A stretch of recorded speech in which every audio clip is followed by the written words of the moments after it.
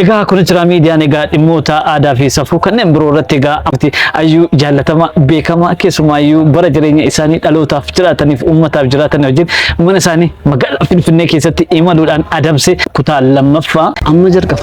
Amaarree turtiin keessa nama sana wajjin ta'uun immoo affeerraa keenya gamanaati. Turtii gaarii.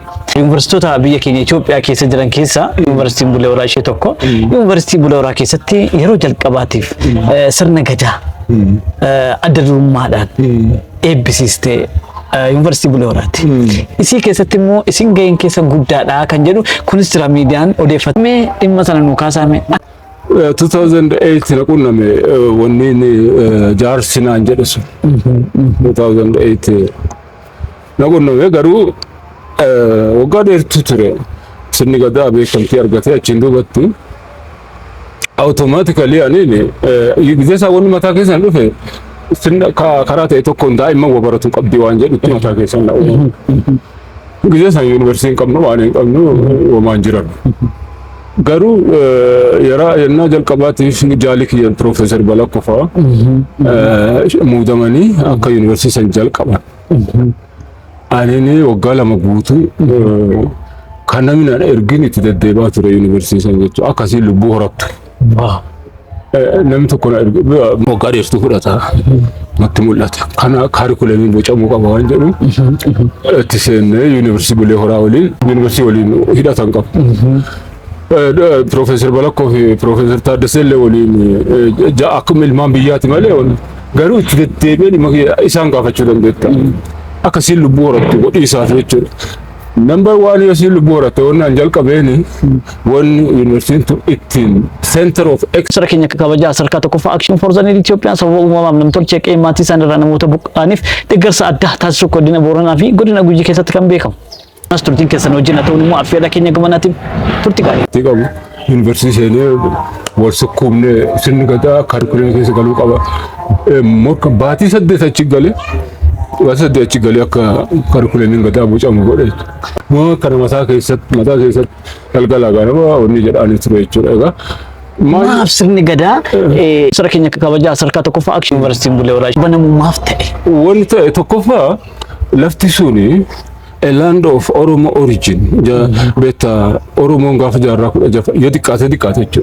Jaarraa 16 dura gizee gaafa Afrikaa kanarra bal'achuuf socho'u lafti inni irraa ka'e is the south central part lafa amma Booranaaf Gujii tana beektaa anseenaa waan jala deemee jiruuf ardaa dhalootaa waan ta'eef sirni jeebantillee achi jira jedhee waan amaniif tokko sirni jeebantii jechuun the original form of gadaa achi jira saampilii ka ta'uu danda'u achi jira ammallee hambaan har'a jirtullee achi. Gaaf Boorana Yuunivarsiitiin hin banamne. Afii gadi dhiifne. Afaan isaanii hin dhiifne, aadaa isaanii hin dhiifne. Aadaa isaanii hin dhiifne garuu ammayyaa'uu waan isaan organ jiru. Gadaa sirna gadaa hordofuun kophee tonkeetiin miila duwwaa ardaa jilaa keessa deemuun duubatti haftummaadha. Yookaan duuba walumaa galatti dubbiitti yoo deebine. Gaafuma yuunivarsiitii initiate ta'uyyuu Center of Excellence isaa sirna gadaa ta'uu qaba. Awwan humnaan gal ture itti maraadhee mati kana gadaa jechuun achiin duuba 2018 jalqabeetiin gaafa jalqaba eebbisiifnu namni akka guest of honor ta'e waamame tokko ana. Barumsan sirni gadaa akka kaarikuleemiin bocamuuf walii galle walii galtee mallatteessine officially gara hojii seenne research jalqabaniin feasibility isaa jechuudha.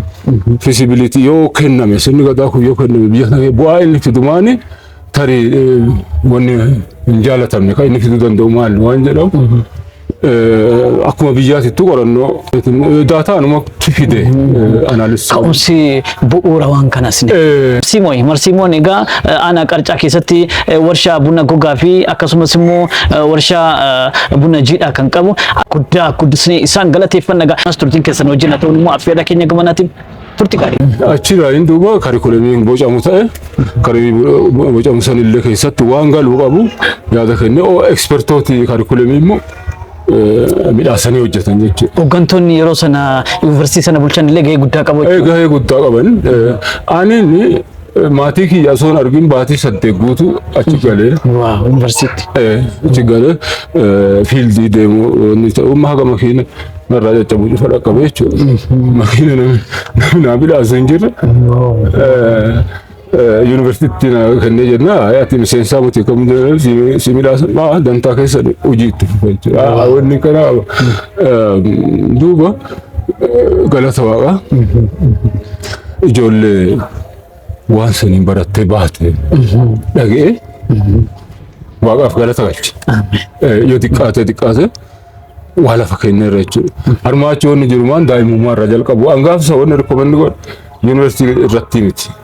Daa'imummaa irraa jalqabanii barsiisuu qaban waan jedhu. Amma bara kana itti seenaa dhuunfaan yoo namillee seeneeru itti seenaa murteesseera jechuudha. Daa'imummaa irraa jalqabee baratamuu akka Ayyuu beekamaaf jaallatamaa qorataa fi barreessaa seenaa fi aadaa uummata Oromoo keessatti gahee guddaa kan taphatan obbo Jamjam Hundeessaa waliin turtii taasisaa jirudha. Kun jira miidiyaan. Mas turtiin keessan wajjin haa ta'u immoo affeerraa keenya gamanaatiin turtii gaarii.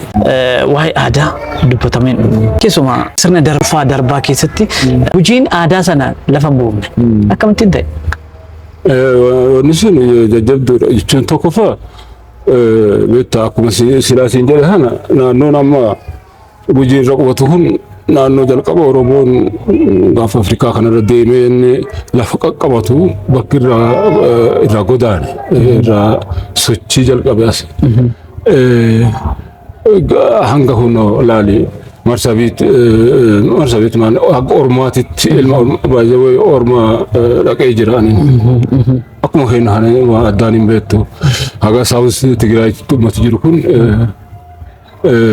lafa tana kabal'ate naannoo namni beektee an fakkeenyaaf garaagarummaa Ingilizii fi Ameerikaa wanti beektuun laanguweejii isaaniitu yoo fudhatte Amerikaan Ingilish beektaa jechoota hiyyeessa jechootaati dadhabaa.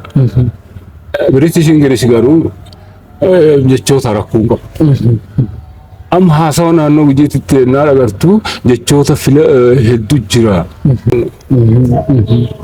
Waan addunyaa kanneen guddoo qabni. Wal odeeffannee hin jirru malee wal qabannee hin jirru malee. Kanaaf haa wal qabannu haa wal quba qabaannuuti ammoo hangafa keetii waa odeeffachuu hin dagatinii jechuu barbaada ilmaan teennaan.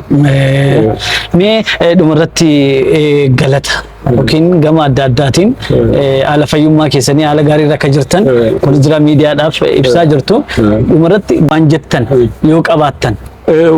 Waan cufa jira osoo dubbannu jechuudha miidiyaa kana ulfaadha wayyama.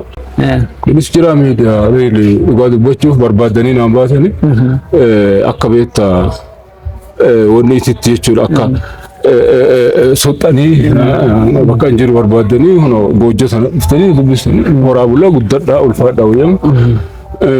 Ammoo raamsa kiyya fuutanii biyyaan naa geettanii isiniin jedhu adaraan beektee waan galata. Ani yaadanne ani hin kadhanne atoo ani yaadate atoo ani hin kadhatin jaarsi kun nuu qaba maaf rakkata maaf nuu qaba maaf fayyaa dhabee taa'a jechuun addunyaa irratti biyya beektee fayyaan dawaa isii oomishtuun beekamtuu taate Ameerikaa dhaqee akka hakimatu kana godhan. Akkuma san immoo haala mana kiyyaallee biyya sana keessatti hospitaal hin jira jedhamu akka isiin atteetiin yaalamtu ka godhan ulfaadhaa wayyaama guddadhaa jedhaani. Irra caalaa garuu atoo wanni kun cufti ka irraa ka'e miidiyaalee fi abbootiin qabeenyaa tanaan dura kitaaba ani hojjedhu ispoonsara godhaa turan dhugaa dubbachuuf sadarkaa kanatti akkam beekamtii argadhu kana godhan abbootii qabeenyaatii fi miidiyaalee biyya tana televizyiinii fi reediyoo dabalatee jechuudha. Miidiyaan biyya sanaa cufti interviiyuu na godhaa ture beekamtii naa kennanii isaan nadhaadhessaa turan sun dhalooti kun akka hubannoo argatu godhaa turan. Abbootii qabeenyaa kitaaba kiyya sponsor godhanii maxxansiisan san dadhabbii akkasiin lafatti hin banne godhanii jiran jechuudha. Warra kana cufaan ulfaadhaa wayyamaa galatoomaa jedhaani baay'ee irratti immoo atin jaala kiyya jira miidiyaa guddadhaa ulfaadhaa wayyamaa bakka guddoo akka har'a waan qortan kana boruu abbaa dhufanii wagaafatanii isin haa godhuu ulfaadha. Jechuudhaan egaa kunis jira miidiyaan sagantaa isaa ayyuu beekamaa fi jaallatamaa keessummaa keenya kunis jira miidiyaa torbee kanaa ta'uudhaan kutaa lamaan kan qoonnee isiniif dabarsine asuma irratti godhamna. Yuubii chaanaalii kunis jira miidiyaatiin subscribe, like, share, comment. Akkasumas immoo Facebookii fi TikTokii, Telegiraamiidhaan nu daawwadhaa. Kutaa biraatiif mata duree biraa keessummaa biraa qabannee hanga isinii dhiyaannutti YouTube chaanaalii kunis jira miidiyaa subscribe, like, share, comment gochuudhaan maatii kunis jira miidiyaa ta'uu ni dandeessu. Egaa turtii keenya kutaa lammaffaa irratti xumurra. Ayyuu keenya baay'ee isin jaallannaa isin kabajnaa isin nu jiraadhaa.